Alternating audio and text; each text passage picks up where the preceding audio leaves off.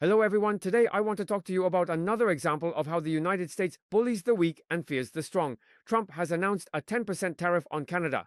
Also, from the personnel chosen for the China-US trade negotiations, we can already see that the US is losing its nerve. The so-called wolf warrior Chinese representative Li Chengang, mentioned by US Treasury Secretary Besant, attended the talks in person. After 2 days of consultations in Kuala Lumpur, Malaysia, the economic and trade teams from China and the UK reached a framework agreement. Li Chengang, China's international trade negotiator from the Ministry of Commerce, said that both China and the US have properly discussed the relevant issues. A preliminary consensus has been reached on the plan.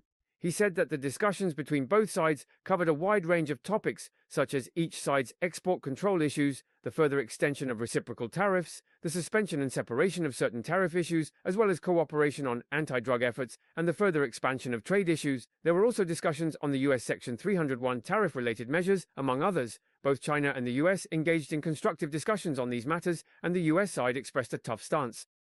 China is firm in safeguarding its interests, and both China and the US have reached a preliminary consensus on these issues.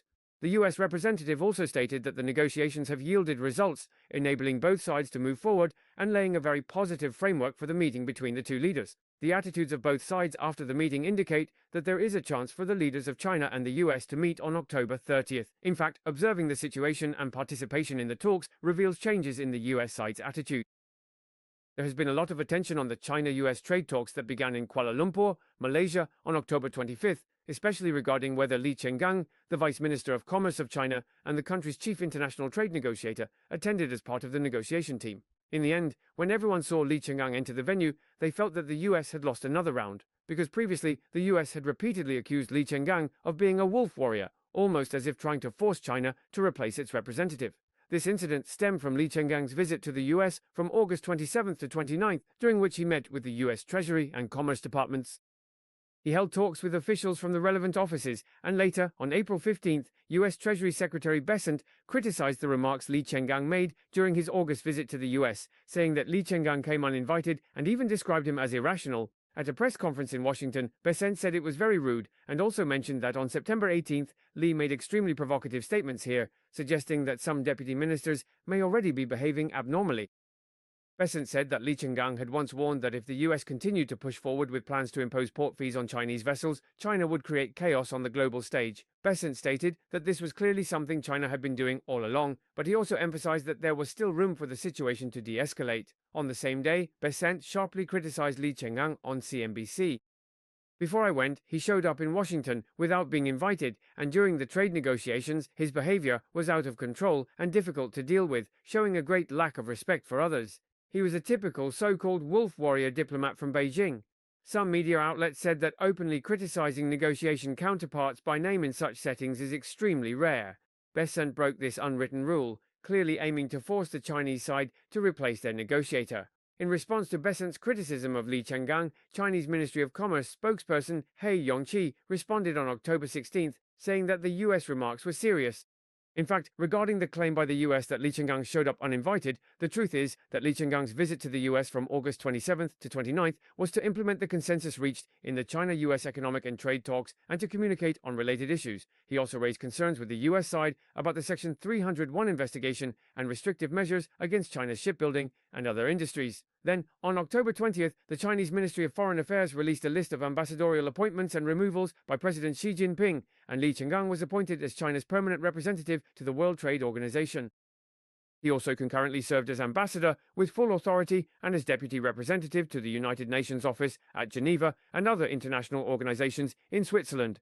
At the time, there was speculation that Beijing might be trying to show goodwill to the US and would remove Li Chengang's role as a representative in China-US economic and trade negotiations. However, on December 15th, when Li Chengang walked into the venue of the China-US trade negotiations in Kuala Lumpur, Malaysia, all those rumors were instantly dispelled. In fact, the central government's move to appoint Li Chengang as China's permanent representative to the WTO was intended to have him focus even more on the China-US trade negotiations.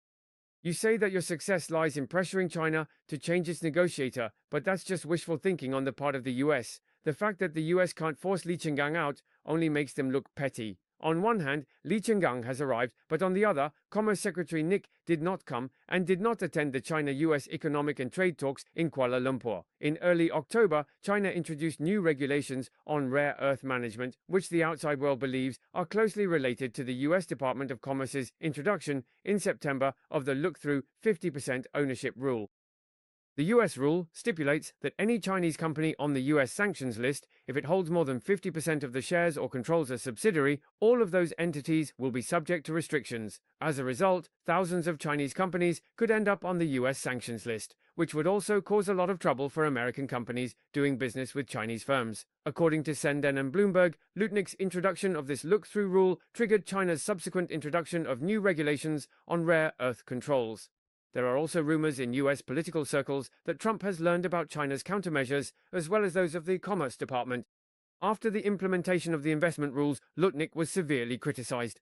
Now, Lutnick did not participate in the recent China-US trade negotiations, which is also understood as Trump not wanting Lutnick to attend and ruin the atmosphere, potentially affecting the China-US leaders meeting that might take place at the end of the month. To sum up, first, no matter what the US does, China remains unmoved and continues to send Li Chengang as its chief negotiator with the US. This shows that China is sticking firmly to its position, while Lutnick's absence from the meeting indicates that Trump is backing down again. Second, before the meeting, the US accused China of not fulfilling the 2019 Phase 1 trade agreement and threatened to launch a Section 301 investigation against China. Clearly, this was another move to create bargaining chips before the talks. However, China remained unmoved and strongly pushed back, stating that it had strictly fulfilled the agreement. In the eyes of the Chinese side, these little tricks by the US are nothing but a joke. In addition, on the 10th, 20th, and 5th, Trump made a show of flying on Air Force One. At the time, he said he planned to respond in South Korea on October 30th. Chinese President Xi Jinping is expected to discuss the purchase of Russian oil and the Taiwan issue. He also said that it is very likely a comprehensive agreement will be reached. Trump said that after the US imposed sanctions on two major Chinese oil companies, he might discuss with Xi Jinping the reduction of Taiwan's purchases of Russian oil, as well as the release of Hong Kong Apple Daily founder Jimmy Lai and other related issues. He also said he is full of hope for the meeting with Xi Jinping, and the two will discuss issues in the agricultural sector, as well as China's export of fentanyl. However, the statements from US officials differ somewhat from what Trump said. According to Reuters, citing US officials, apart from the US-China leaders meeting, only 3 topics will be discussed. First, US-China trade. Second, export controls on rare earths. And third, the purchase of Russian oil. Other than these, the US side has no intention of discussing additional issues. If Xi Jinping raises other topics, Trump is prepared. Reiterating his previous stance, he responded while speaking to reporters aboard Air Force One. Trump tends to say a bit of everything, for example, mentioning that he would ask China to release certain individuals. But the 3 main issues highlighted by US officials are actually the ones the US cares about most. First, regarding US-China trade, the real aim is to get China to resume purchasing American soybeans. Second, on export controls, the US wants China to completely lift the new regulations on rare earth exports that were introduced on October 9th. Third, regarding the purchase of Russian oil, does the US want China to completely stop buying Russian oil? Other examples of issues are simply not core interests of the United States. Even if they are brought up, China can simply respond by saying, this matter will be decided by the Hong Kong courts, and thus push back without making any concessions to the US. As for China's core concerns, the main one is that the US should completely remove the 20% tariffs imposed on China after Trump took office. Only then will China have room to purchase American soybeans. Secondly, the US wants China to cancel or at least delay the new export control regulations proposed on October 9th.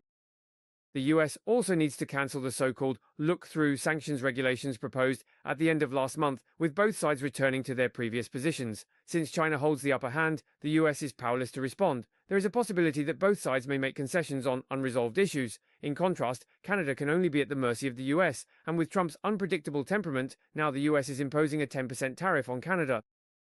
But Prime Minister Carney is truly at his wit's end. The whole incident started when Ontario Premier Doug Ford, in order to retaliate against the US for imposing tariffs on Canada, decided to spend over $70 million to air an ad in the US featuring former President Reagan opposing tariffs. This infuriated Trump, who thought Canada was trying to influence the US. Now, the Supreme Court will make a final ruling in November on whether the tariffs are legal.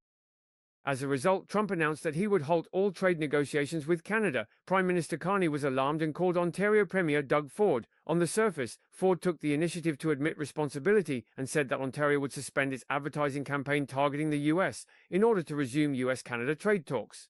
Trump also believed that this Canadian ad would no longer be aired. But unexpectedly, Ford played a little trick. What Ford actually announced was that the ad would stop airing starting next Monday, that is, from December 17th. However, on Friday, December 10th, during the World Baseball Series game between the Toronto Blue Jays and the Los Angeles Dodgers, the ad was still broadcast as usual. When Trump realized he had been played, he flew into a rage. On October 25th, while on Air Force One en route to Asia, he lashed out on social media, angrily stating that Canada's false advertisement should have been taken down immediately. But even though they knew this was fraudulent behavior, they still continued to air it during last night's World Series. Because they seriously distorted the facts and took hostile actions, he announced that tariffs on Canada would be imposed on top of the current tariff rates. An additional 10%. Earlier, when Trump boarded the plane to leave Washington, he had already mentioned this. During the APEC summit, he will not meet with Canadian Prime Minister Trudeau. To sum it up in 2 sentences, in this international jungle, the US is strong and Canada is not China, so it's hard for Canada to play tricks with the US. The US bullies the weak and fears the strong. Now they're targeting Canada, forcing them to kneel and beg. As for how this US-Canada dispute will end, no one knows yet. This story also teaches us that if we don't become bigger and stronger ourselves, we'll only end up being bullied. China will never forget the lesson of the 8-nation alliance.